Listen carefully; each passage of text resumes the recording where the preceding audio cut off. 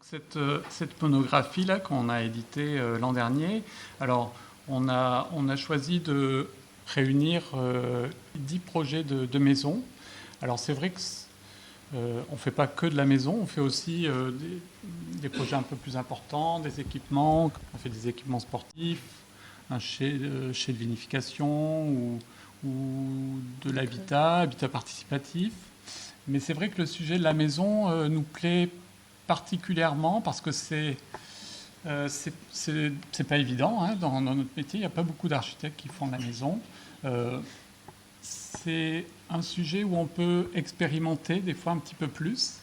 Et donc c'est pour ça que ça nous plaît. Donc dans ce livre, on trouve une centaine de photos de maisons, des dessins. C'est un petit peu les coulisses de notre atelier d'architecture.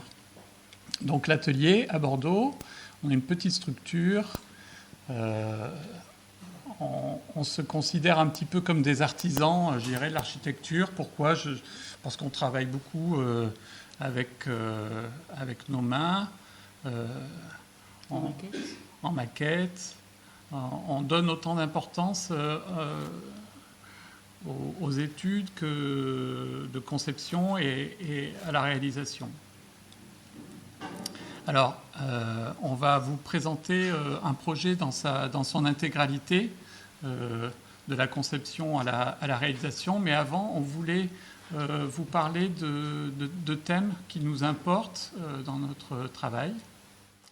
Le premier thème qui nous importe, c'est l'esprit du lieu, ce qu'on appelle l'esprit du lieu. En fait, le lieu, c'est le point de départ de chacun des projets. Et c'est un moment qu'on trouve assez excitant de regarder en fait un lieu que parfois on connaît déjà même, mais qu'on n'a jamais regardé de la manière, d'une manière qui nous permette de faire projet. Et en fait, on cherche à repérer des éléments significatifs. Ça peut être une couleur, ça peut être un matériau, ça peut être un vent dominant, ça peut être une vue particulière, une orientation, un bruit, etc. Tout ça, on revendique finalement que ce sont des emprunts relativement subjectifs, c'est-à-dire que deux architectes ne vont pas voir la même chose. Et d'ailleurs, nous, on fait toujours tous nos projets à deux en termes de conception, parce que justement, on est complémentaires et qu'on ne comprend pas les mêmes choses. Souvent, on dit par rapport au lieu qu'on construit notre regard.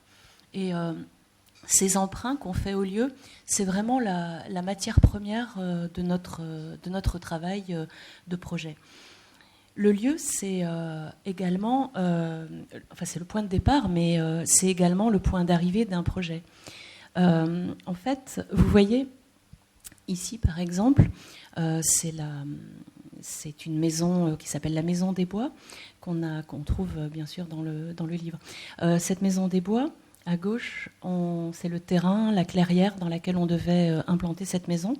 Et à une époque, avant la construction, j'allais dire pour rassurer les futurs habitants, on a pris du rubalise et puis on est venu implanter la maison qui se déroulait comme ça autour d'un charme qui était existant.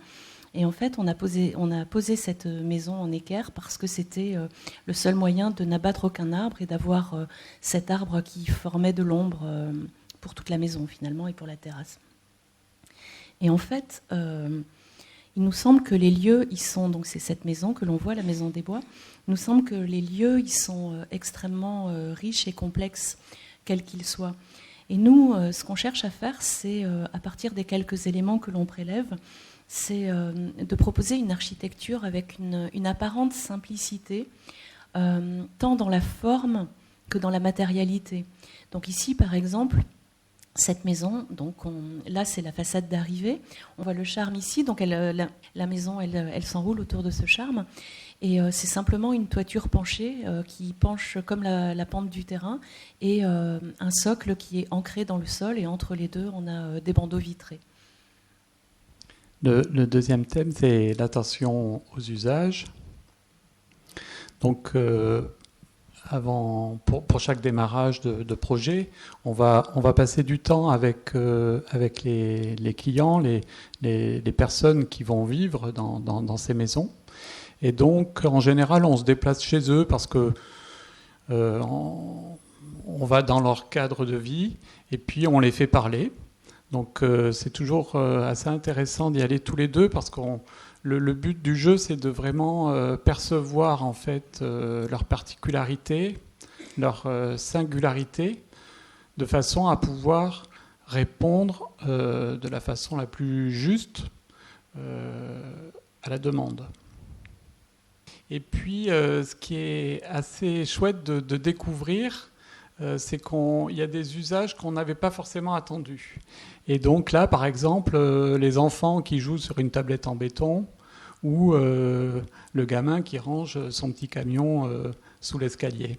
Donc ça, c'est des petites choses qui nous font plaisir quand on le redécouvre après avec les photos du photographe. Et c'est ce qu'on appelle aussi l'usage poétique. Là, c'est la maison du lac. C'est une maison qu'on trouve aussi dans le livre. Et ce qui nous plaît dans cette image, c'est qu'on a on aurait envie de se trouver là sur cette terrasse, sous cet abri. Et c'est ça qui nous plaît dans l'architecture, c'est cette idée d'abriter la vie.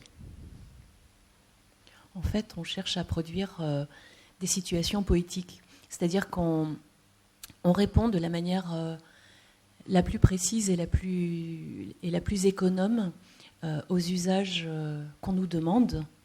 Et on rajoute toujours on entremêle, c'est pas qu'on rajoute, mais on entremêle une sorte de supplément d'usage possible qu'on appelle l'usage poétique. Maintenant, je vais vous parler d'une notion qu'on a appelée le juste nécessaire. En fait, on a commencé notre travail d'architecte, comme le disait Anne-Marie, avec des commandes de maisons à très petit budget.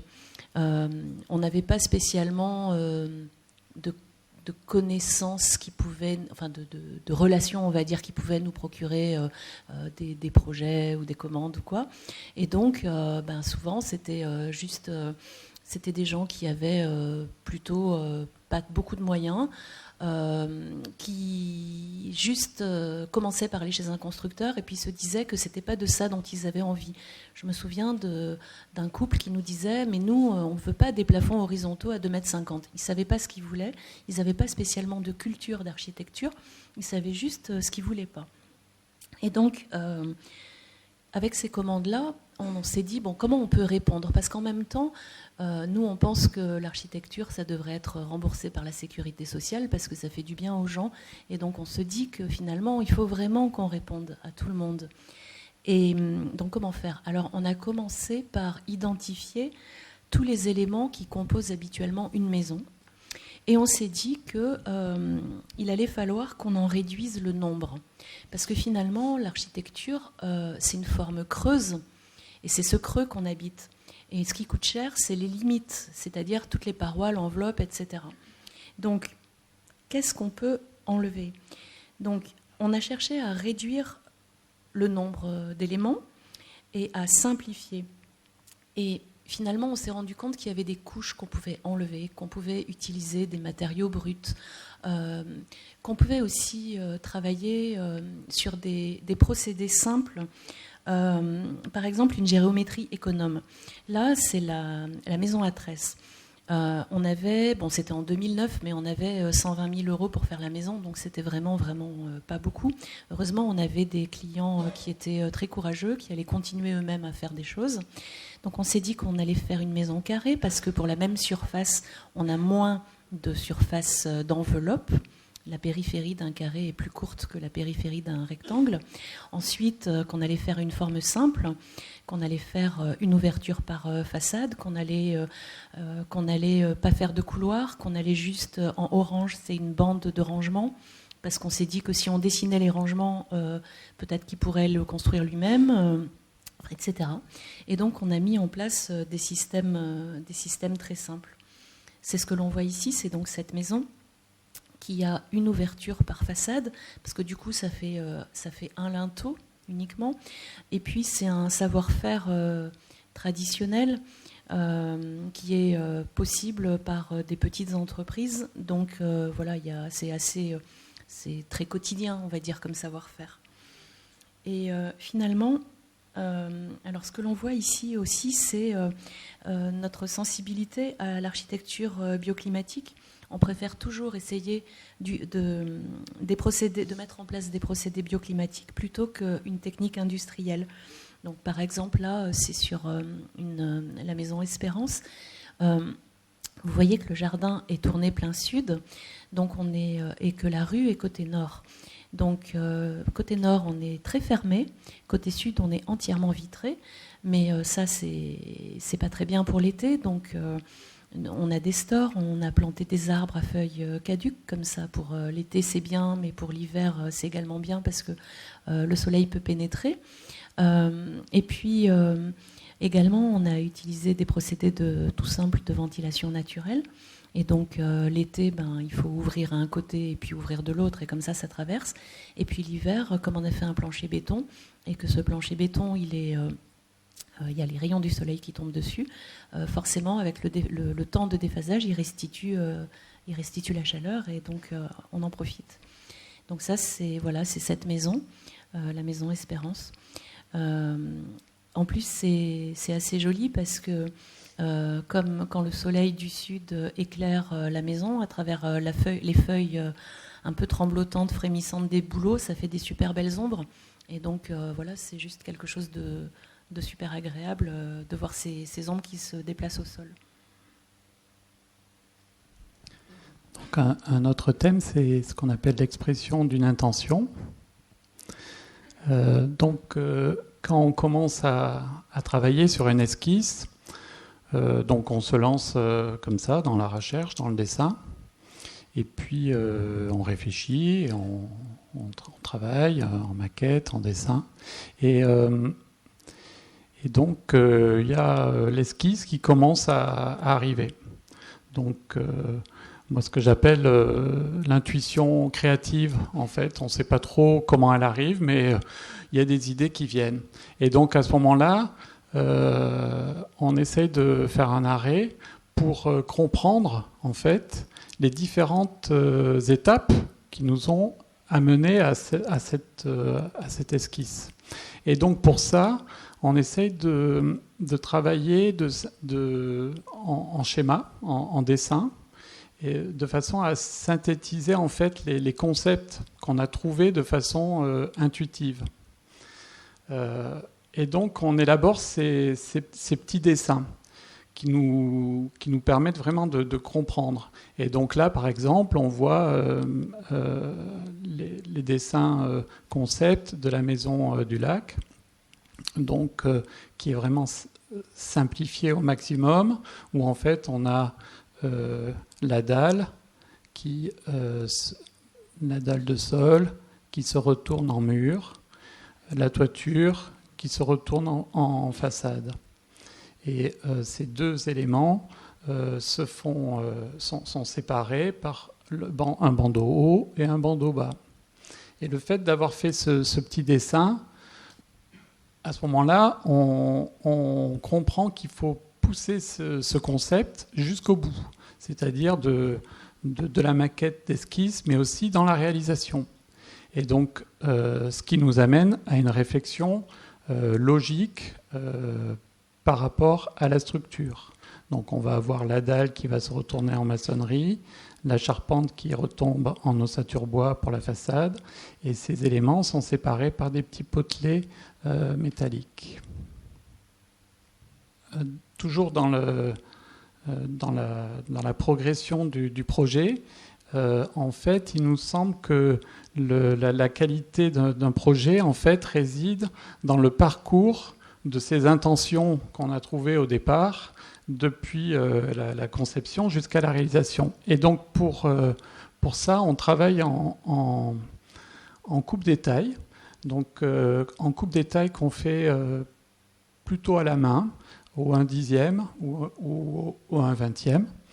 Et on réfléchit aux assemblages, à la rencontre des matériaux, et toujours dans l'idée de l'intention du projet, du concept. Et donc ces dessins qu'on fait à la main, on peut les échanger avec les artisans qui vont construire le projet, et puis échanger. Donc le fait de le faire à la main aussi, ça bloque pas, enfin ça ouvre aussi sur un échange, parce que voilà, on n'est pas charpentier, on n'est pas couvreur, et donc il y a peut-être des détails qui vont s'adapter et s'ajuster.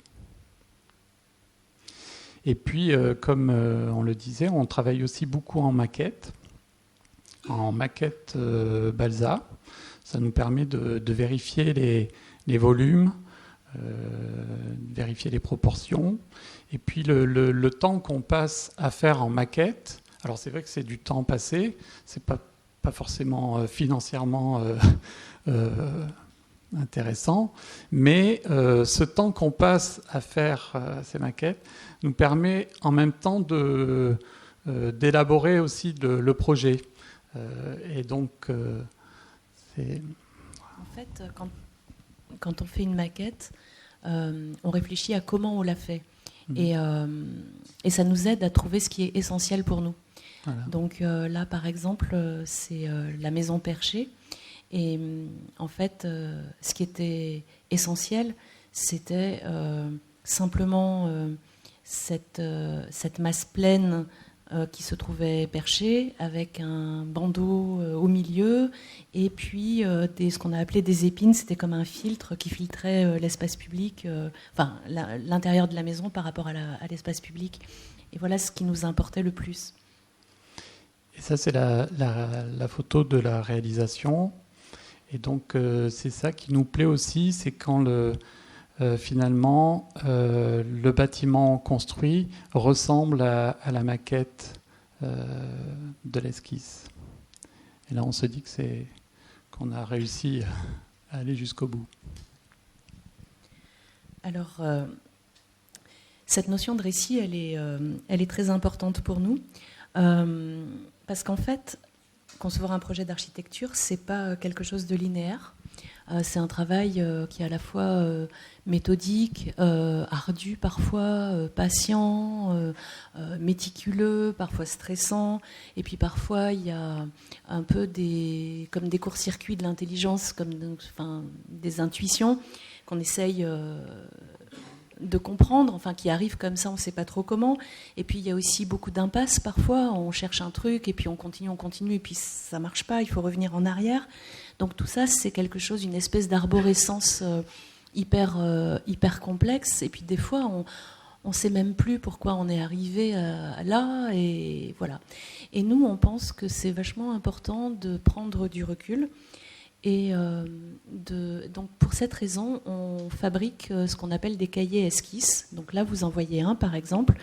Ce cahier esquisse, finalement, il nous aide à trier et à laisser de côté tous les dessins ou les intentions d'impasse qui n'ont pas débouché, pour arriver à restituer le parcours qui amène au projet, et à le restituer d'une façon,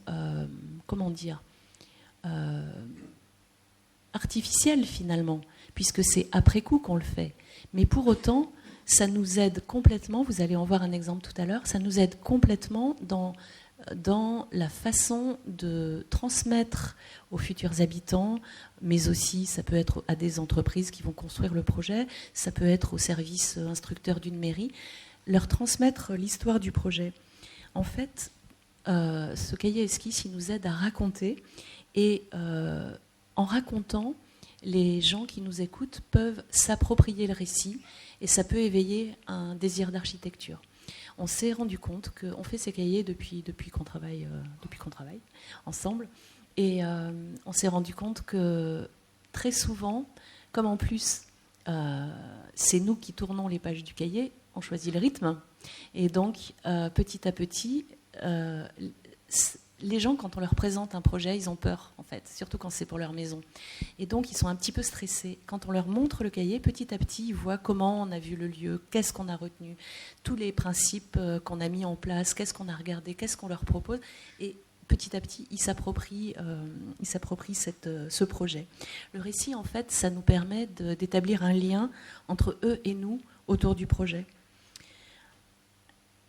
On Alors, on est, comme disait Anne-Marie, on est enseignants tous les deux de projet. Et on est très sensible à la pédagogie en architecture, la pédagogie du projet. Donc c'est un travail avec nos étudiants qui nous intéresse énormément. Mais également, ça nous intéresse de faire de la pédagogie d'architecture envers le grand public. Et donc, par exemple, ici, c'est une photo. Chaque année, on fait visiter des maisons lors d'un événement qui se produit partout en France, qui s'appelle les Journées à vivre. Je ne sais pas si vous connaissez cette revue, elle est vraiment intéressante. Et donc, on fait visiter des maisons. Et ce qui nous intéresse aussi, c'est le contact avec des gens qui ne sont pas architectes et qui viennent visiter parce qu'ils ont juste une curiosité pour l'architecture. Et à cette occasion-là, on utilise aussi notre cahier esquisse. Ce cahier, il nous permet vraiment de transmettre le récit du projet. Et alors, on s'est dit, pour continuer cette présentation, qu'on allait vous raconter une histoire. Donc maintenant, on va vous raconter l'histoire de la maison dans la pente. Donc en fait, c'est un extrait du cahier qu'on a présenté au client. Donc là, on l'a transformé en diaporama. On commence toujours avec ce logo. Alors là, c'est ce qu'on appelle un logo de projet ou un icône de projet, je sais pas. Cette icône, il essaye à chaque fois de synthétiser un petit peu les concepts du projet, lui donner une identité. En tout cas, il a quelque chose un peu d'énigmatique. Quand on le regarde comme ça, on ne sait pas trop qu'est-ce que ça veut dire. Et puis, petit à petit, après, les gens comprennent. Donc, on présente des éléments que les gens connaissent, mais ça leur permet, comme disait Pascal, de rentrer progressivement dans le projet. Donc là, c'est le site du projet. On le voit, il est ici, il est orange. On est en limite d'un petit village au sud de Bordeaux, à Socat exactement. C'est une grande parcelle qui fait presque 9000 m², qui est en lisière de forêt et en lisière de zone Natura 2000. C'est vraiment un joli terrain, alors que c'est un village qui est malheureusement assez colonisé par le lotissement, de mauvaise, pas terrible qualité. Donc voilà, on zoome sur le terrain. Donc on a le plan en haut et puis la coupe en dessous. Donc on est en lisière d'un lotissement avec des maisons type pavillonnaire.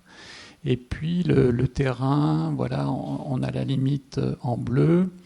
Et il descend comme ça jusqu'à la rivière, une petite rivière, et on est face à la forêt. On a une super orientation, on est plein sud. Et dans le dos, au nord, on a ces petites maisons pavillonnaires. Donc c'est une belle situation, et en même temps, c'est pas évident parce qu'on a ces maisons en front là, qui donnent, eux, sur la forêt. Donc c'est pas évident. On se rend compte qu'il va falloir... réussir à créer un dialogue avec ses voisins pour qui d'habitude on l'a vu sur la forêt, quoi. Voilà, donc quelques photos avec le petit ruisseau en bas de pente et puis quelques arbres dans la pente. Donc là, c'est les photos des maisons de lotissement, tout à fait classiques. Et là, c'est le travail sur le programme qu'on a fait avec les futurs habitants. Donc, on a plutôt classé par thème. Donc là, ça dépend à chaque fois des personnes. On discute avec eux et c'est toujours intéressant de voir quelles sont les choses dont ils nous parlent en premier. Voilà. Là, une des choses qu'ils nous avaient dites, c'était qu'ils avaient déjà sur ce terrain fait un projet avec quelqu'un d'autre et que ce quelqu'un d'autre leur avait proposé une maison sur pilotis. Et ils ne savaient pas nous dire pourquoi ça leur avait vraiment, vraiment pas plu. La seule chose qu'ils nous ont dit, c'est qu'ils voulaient avoir un vrai, entre guillemets, rapport au sol, et qu'une maison sur pilotis ne permet pas d'être ancrée dans le sol. Donc en général, voilà, on leur lit notre ressenti, là, ce qu'on a perçu d'eux. C'est un moment assez sensible en général. Il y a même souvent, des fois, les yeux un peu rouges, tout ça. Enfin, ils sont souvent un peu surpris parce qu'ils se rendent compte qu'on a perçu des choses dont ils ne sont pas forcément conscients eux-mêmes. Donc c'est un moment que j'aime bien, moi. Et puis voilà, ils nous avaient montré aussi, ils nous avaient parlé d'un architecte qu'on connaissait pas très bien, Luciano Krug, argentin, qui construit vraiment des maisons en béton, tout en béton. Alors c'est pas le même climat, tout ça, donc là il construit vraiment des maisons, juste un petit mur, c'est des murs de 15 en béton, voilà. Mais donc leur volonté, c'est la première fois qu'on avait des clients comme ça, ils voulaient avoir une maison en béton. Tout en béton, avec un aspect extérieur béton et des murs intérieurs béton. Donc on a trouvé ça, enfin ça nous a plu, c'est la première fois qu'on nous demandait ça. Donc on a cherché d'autres références sur des maisons voilà, construites en béton. Il y avait Büchner Brundler, c'est les Suisses, Alvaro Siza Vieira, qui avait construit cette maison dans la pente. Oui, parce qu'on avait une sorte de double question, en fait. C'était d'abord, il fallait construire en béton, et ensuite c'était équivalent, mais il fallait s'inscrire dans une pente. Donc c'était cette question-là, la question à la fois de la matérialité et à la fois de comment on se positionne par rapport à ce terrain. D'où les exemples, par exemple, pour Alvaro Siza Vieira.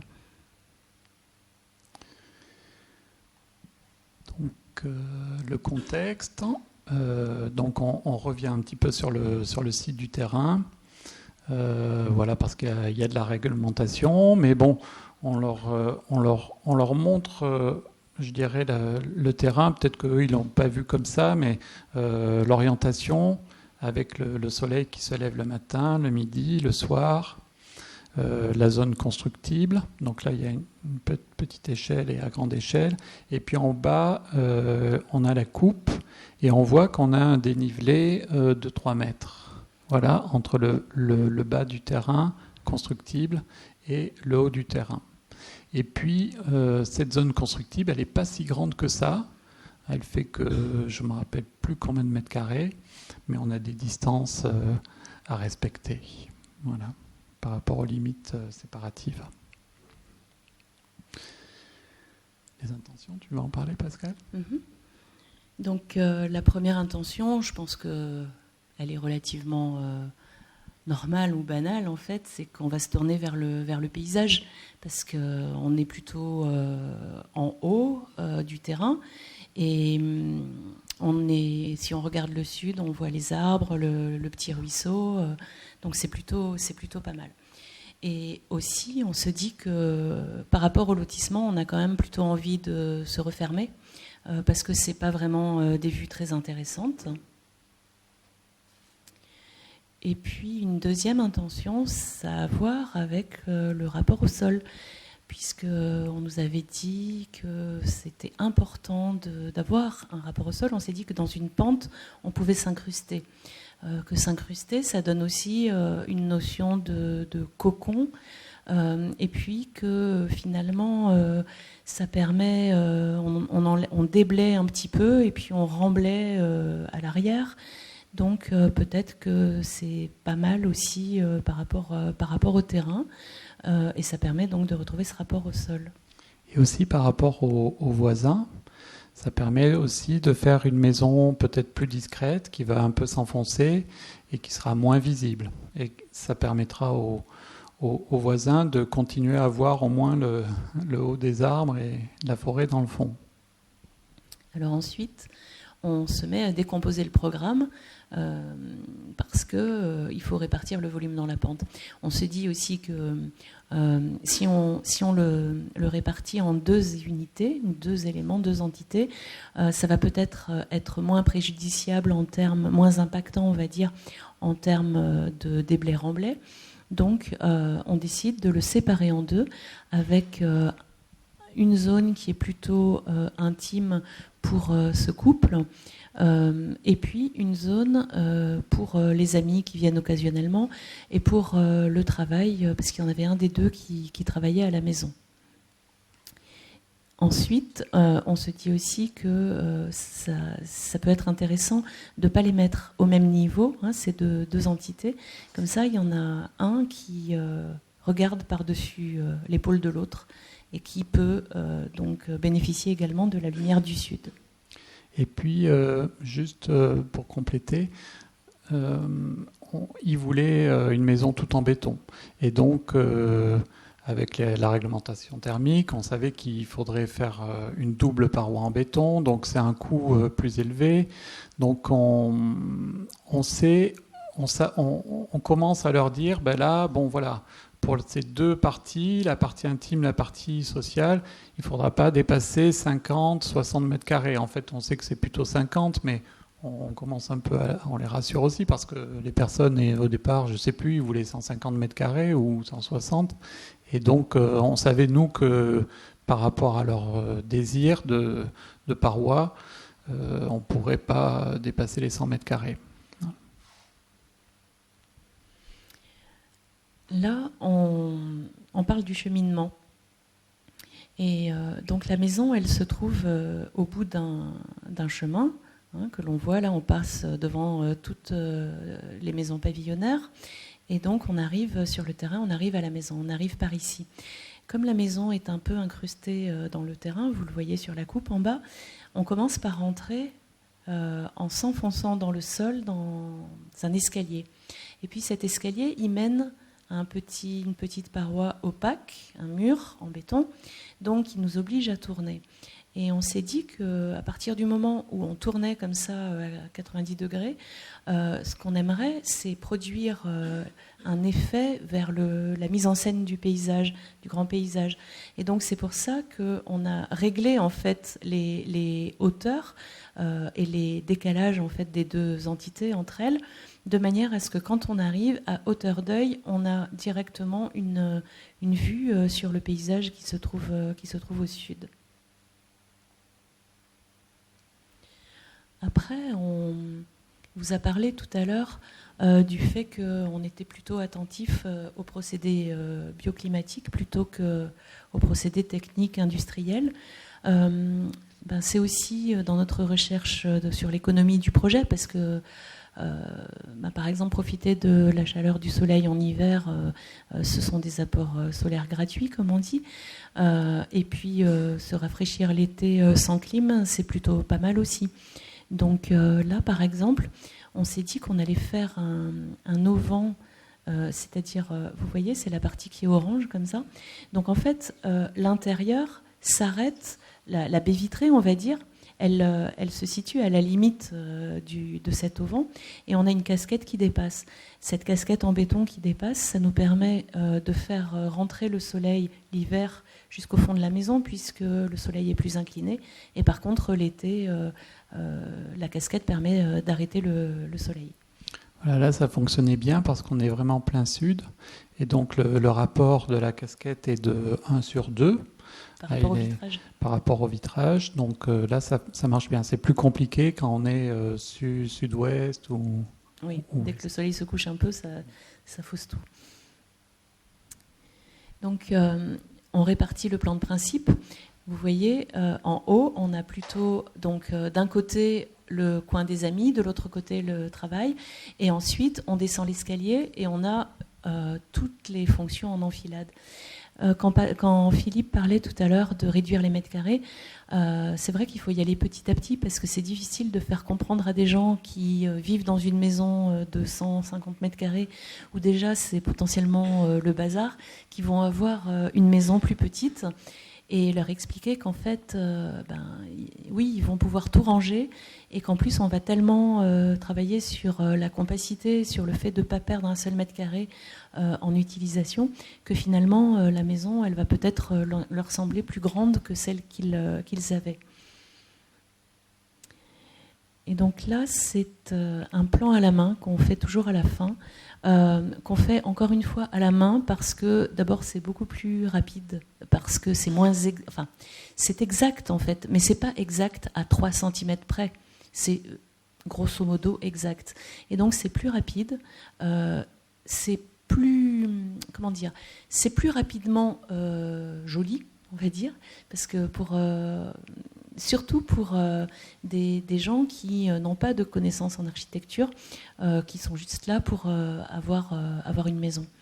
Et donc là, on voit sur ce plan cette recherche de compacité, puisque finalement, donc, on descend, on arrive sur cet espace, ce seuil, et puis on rentre dans la maison.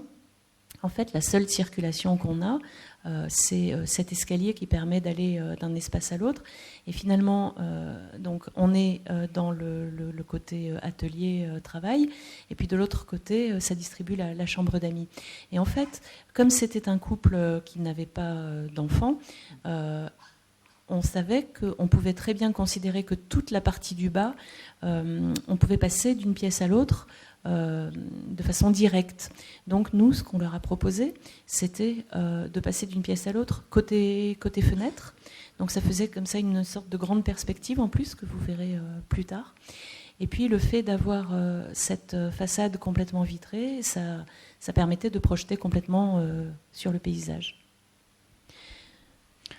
Oui, le fait de dessiner à la main, ça permet aussi aux futurs habitants là, de se l'approprier plus facilement. Il me semble que c'est moins... parce que le plan informatique, parfois, peut faire peur, et donc c'est pour ça qu'on se force à le dessiner à la main. Donc là, ce sont des simulations qu'on a faites, parce que c'est pas parce qu'on dessine à la main qu'on n'utilise pas les ordis, mais il faut juste utiliser chaque chose pour ce pourquoi elle est la plus efficace, d'autant quand on fait des maisons, puisque vous savez bien qu'une maison, c'est moins rémunérateur qu'un gros projet. Voilà. Donc nous, on est tout le temps à la recherche des outils qui parlent le mieux de ce qu'ils ont à dire. Donc là, c'est une simulation par rapport à la lumière du soleil selon différents moments que vous voyez là aussi. Et puis ça, c'est la maquette qu'on fabrique et qui montre une sorte de simplicité comme ça qu'on va chercher à mettre en œuvre. Donc là, vous voyez la façon dont ça s'ancre dans la pente. Et là, c'est une photo de la maison juste à la fin du chantier, vraiment l'ultime moment. Donc c'est un peu rude au niveau du paysage. Ah oui, on voulait vous montrer, donc là on a fini le cahier esquisse, et on voulait vous montrer ces petits dessins parce que donc on leur avait présenté l'esquisse, ça s'est bien passé, et puis donc on continue sur les phases d'après, avant-projet, permis. Et à un moment donné, il faut se poser la question, se dire comment on va le réaliser, ce double mur en béton, comment ça marche. Et donc on commence à faire ces premiers petits dessins comme ça, à l'échelle, mais vite fait, où on va essayer de résoudre où est-ce qu'on met l'isolation. Et donc là, c'est le double mur, et puis là, c'est la partie casquette. Où est-ce que va se passer les menuiseries.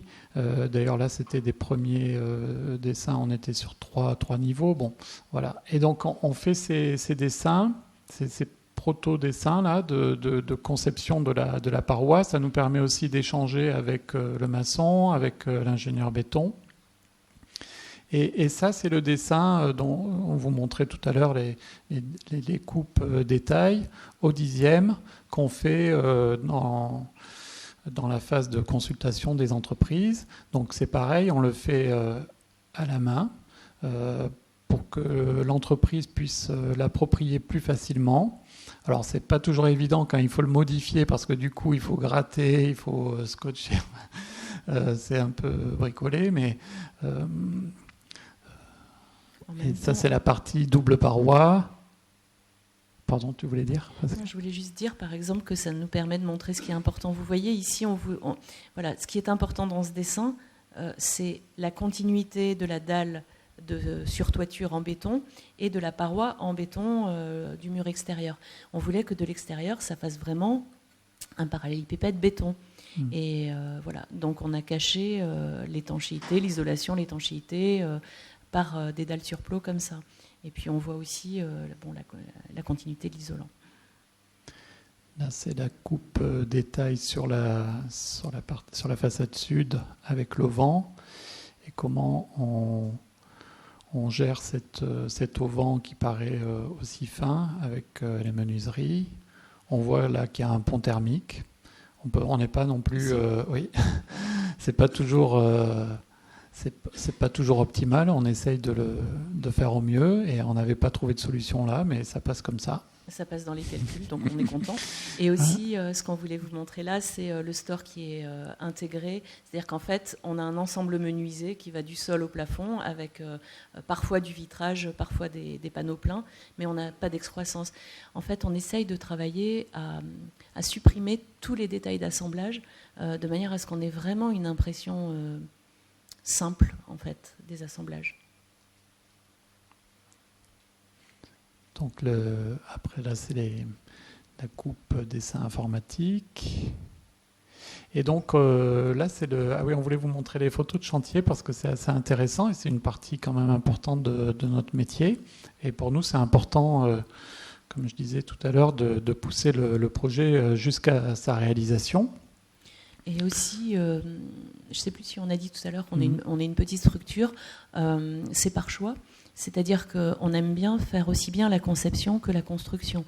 Et en plus, comme on fait assez peu de concours, on a plutôt des commandes directes et donc ça nous permet de vraiment vérifier. C'est-à-dire qu'on trouve que la réalité dans notre métier, ce qu'on trouve assez chouette en fait, c'est que la réalité, elle a vraiment valeur de preuve. C'est-à-dire qu'on suppute des choses, on fait des hypothèses, mais on vérifie si ça marche ou pas avec le chantier et ensuite avec l'usage du bâtiment.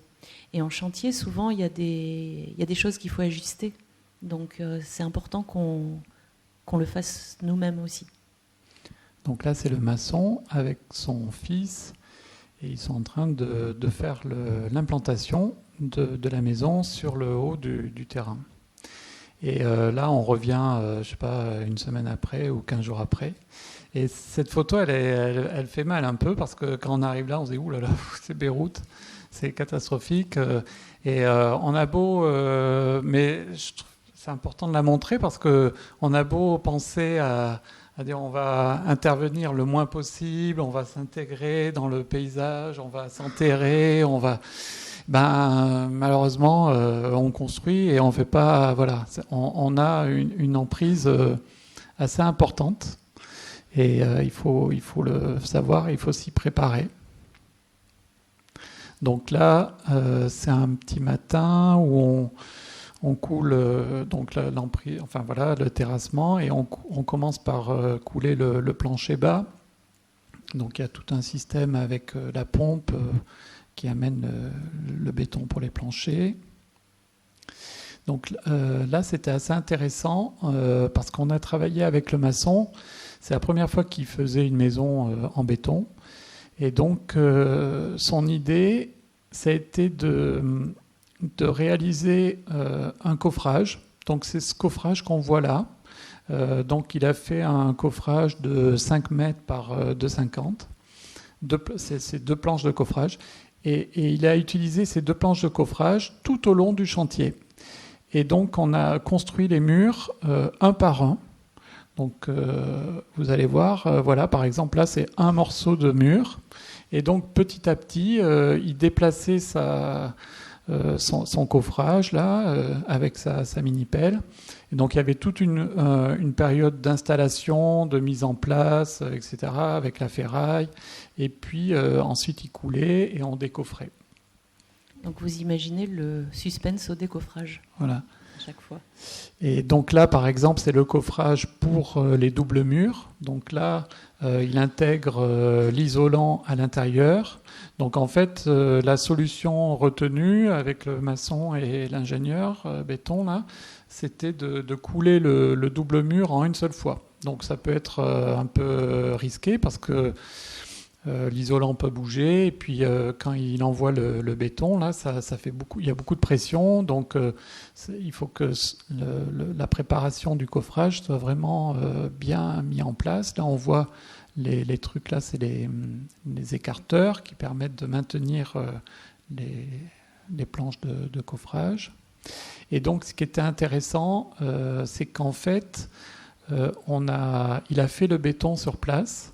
À part les planchers où il a fait venir un camion toupie et ils ont coulé les planchers, tout le coulage de chaque mur s'est fait sur le chantier avec sa mini-pelle et sa bétonnière. Donc en fait, c'est au bout de son bras là, en fait, c'est une bétonnière qu'il met sur son Manitou là, et donc il fait le béton là-dedans et il coulait les murs. Au fur et à mesure. Donc ça permet aussi de maîtriser le dosage du béton, etc. Et voilà. Donc là, c'est le décoffrage d'un double mur avec les aciers en attente là, pour le futur plancher. Et puis ensuite, il a préparé le coffrage pour le plancher. Et là, voilà, le plancher a été coulé. Et il enlève au fur et à mesure les panneaux de coffrage, là, les panneaux filmés. Et là, on est vraiment à la fin du chantier de gros œuvres. Donc c'est assez chouette. Il met quand même les étais pour que ça continue à sécher tranquillement. Et là, on est dans l'entrée et on vient de se tourner pour rentrer et on regarde le paysage. On voit là l'isolation qui dépasse un petit peu là, et on aura en attente les futures menuiseries. Là, c'est la maison dans la pente, en fin de chantier, gros œuvre. Et puis après, on fait l'étanchéité des toitures. Donc là, c'est l'étancheur qui vient faire l'étanchéité. Et puis on a les menuiseries en bois. Donc c'est des grands coulissants bois qui permettent d'avoir vraiment ce panorama là sur la forêt.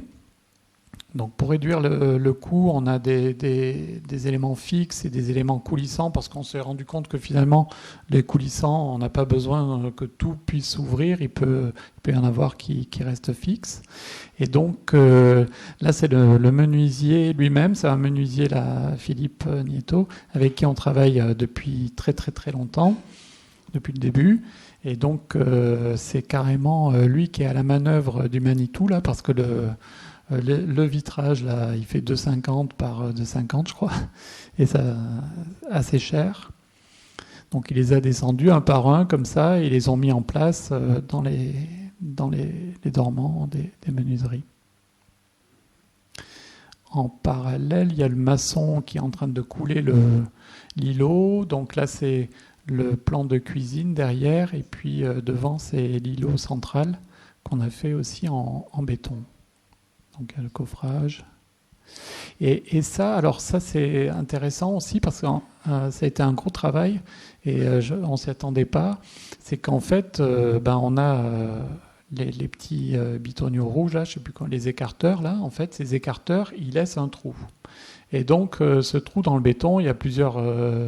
soit on le laisse en trou, on le laisse apparent, ou alors on essaie de le reboucher. Donc, je sais pas, tu as dans le dos, par exemple... il y a ce trou, mais ça suppose un calpinage vraiment précis pour que ce soit bien régulé. Et donc là, on n'avait pas forcément de calpinage, et donc l'idée, c'était de les faire disparaître au maximum. Et c'est vrai qu'en plus, le maître d'ouvrage, là, vous ne voulez pas forcément les voir.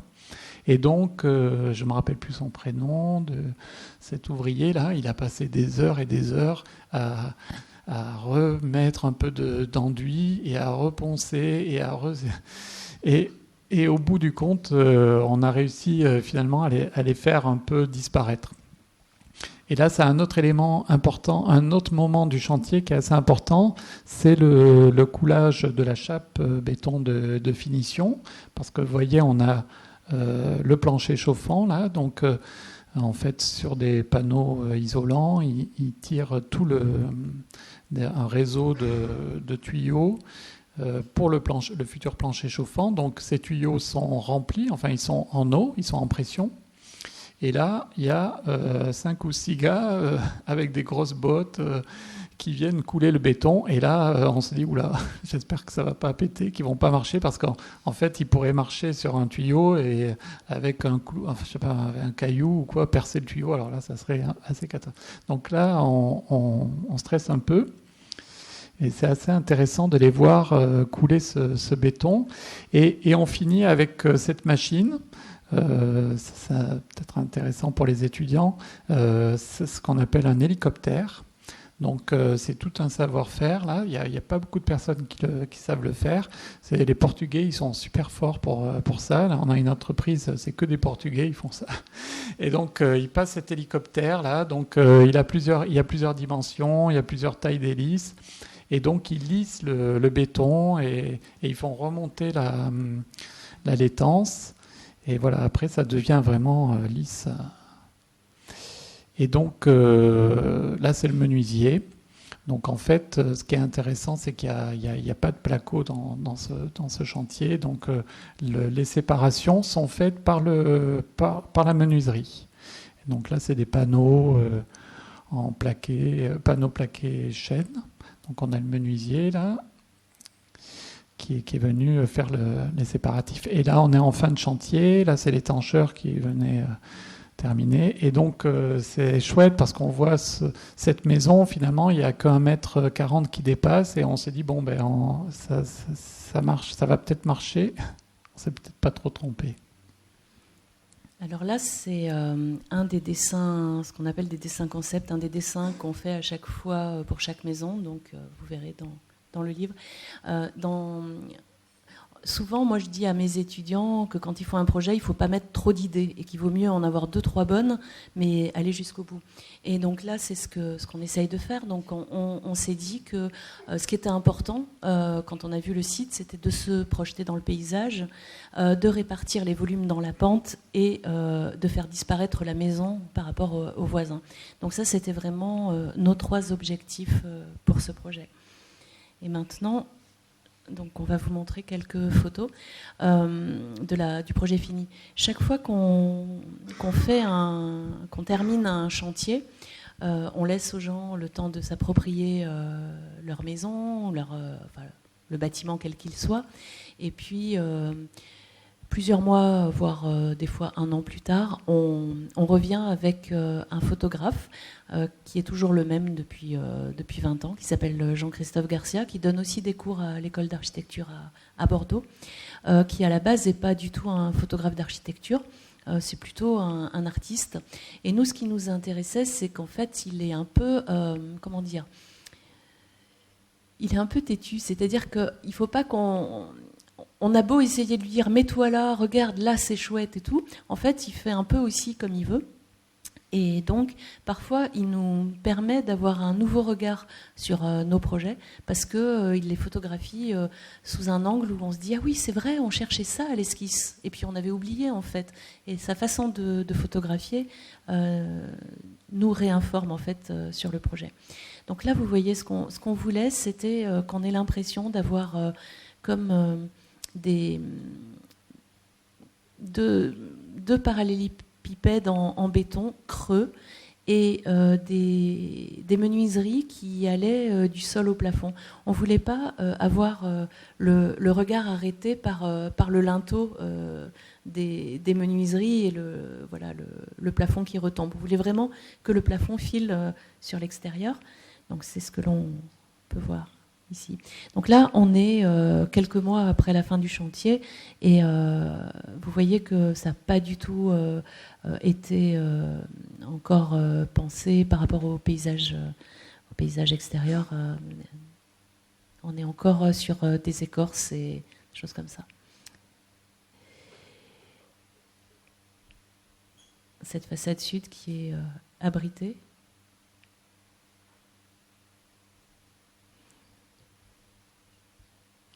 Donc là, on voit globalement, on perçoit quelques petites traces, des petits ronds là, mais si on regarde globalement, on les voit pas forcément. Et ça a été assez difficile de faire accepter aussi certains défauts, parce qu'en fait, c'est un projet qui... Enfin, c'est des parois en béton, il faut les voir un peu globalement avec du recul. Parce que si on regarde précisément, eh ben, il y a des petits défauts. Alors là, il y a une reprise en béton. Voilà, je sais pas, à un autre endroit, il y a une épaufrure. Voilà. Et donc, je sais que ça n'a pas toujours été facile, parce que les clients, souvent, voulaient reprendre des choses, mais ce n'était pas forcément possible. Et puis chaque projet qu'on fait, c'est un prototype. Donc c'est pas comme quand on achète un objet reproduit. Donc il y a aussi ce rapport, il faut bien le cerner à la base chez les gens pour qui on fait projet. Donc là, c'est la fente dans laquelle on descend dans la maison. Hein. Et donc on a ce petit patio, enfin c'est pas un patio, mais cette petite entrée extérieure. Voilà. Et donc là, on arrive sur la partie haute, c'est le palier, hein, où il y a la chambre d'amis au fond, et puis l'espace professionnel de l'autre côté. Voilà. On a cherché une sorte de perméabilité entre le haut et le bas, aussi bien au niveau des vues que au niveau, au niveau des vues sur l'extérieur qu'au niveau des vues entre volume bas et volume haut. Et on a dessiné tout le mobilier est intégré. Vous allez le voir, voilà. Donc là, par exemple, vous voyez l'îlot en béton que vous avez vu coffrer tout à l'heure. Et puis toute la cuisine en fait qu'on a dessinée et qui est dans la même matière, les mêmes panneaux que les cloisons. En fait, on essaye de faire des maisons économiques, c'est aussi avoir peu de matériaux. Et donc, du coup, on les a en plus grande quantité. Et puis, c'est aussi avoir peu d'entreprises. Donc, par exemple, on n'avait pas de plâtrier sur cette maison.